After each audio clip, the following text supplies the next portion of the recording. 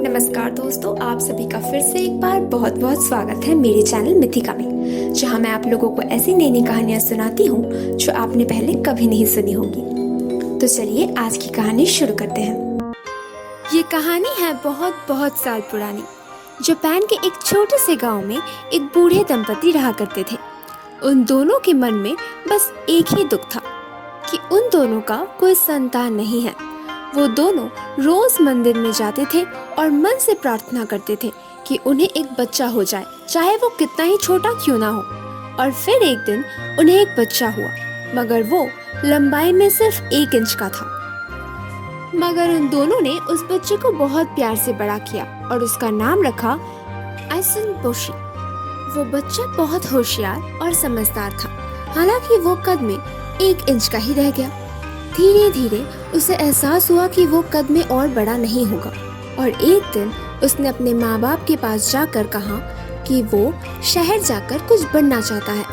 उसके माँ बाप को उसे लेकर बहुत चिंता थी, मगर वो अपनी जिद पर अड़ा रहा। फिर उन दोनों ने उसे एक सुई दिया, तलवार की तरह इस्तेमाल करने के लिए। नाव की जगह एक कटोरी दिया, डांट की जगह 2 चॉपस्टिक्स दिए, और फिर रोते हुए उसको विदा कर दिया। कई दिनों तक नदी में बहने के बाद आइसन बोशी आखिरकार शहर में आ पहुंचा और काम की तलाश में एक बहुत बड़े जमींदार के घर पर आ पहुंचा।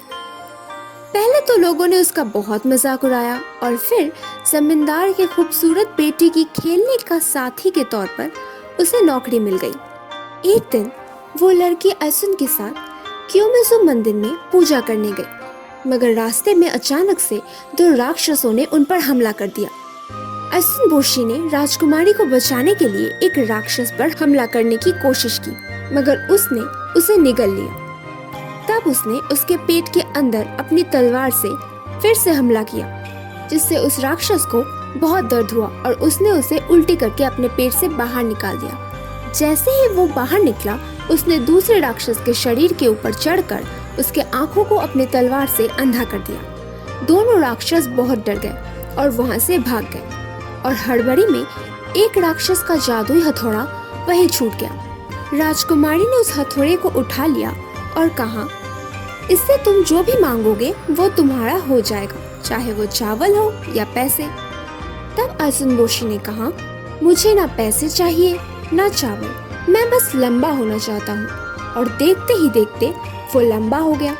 और जब जमींदार ने उसकी बहादुरी की कहानी सुनी तो उन्होंने उसकी शादी अपनी बेटी के साथ करवा दिया, और वो दोनों खुशी खुशी रहने लगे। तो दोस्तों, कैसी लगी आप लोगों को आज की कहानी? अगर अच्छी लगी हो तो प्लीज इसे लाइक कर दीजिए। नीचे कमेंट सेक्शन में लिखकर जरूर बताइएगा कि आप लोगों को कैसा लगा, और प्लीज प्लीज प्लीज मेरे चैनल को सब्सक्राइब कर दीजिए। और हाँ, अपने दोस्तों के साथ शेयर करना बिल्कुल मत भूलना। मैं आप लोगों से मिलूंगी अगले हफ्ते एक और नई कहानी के साथ।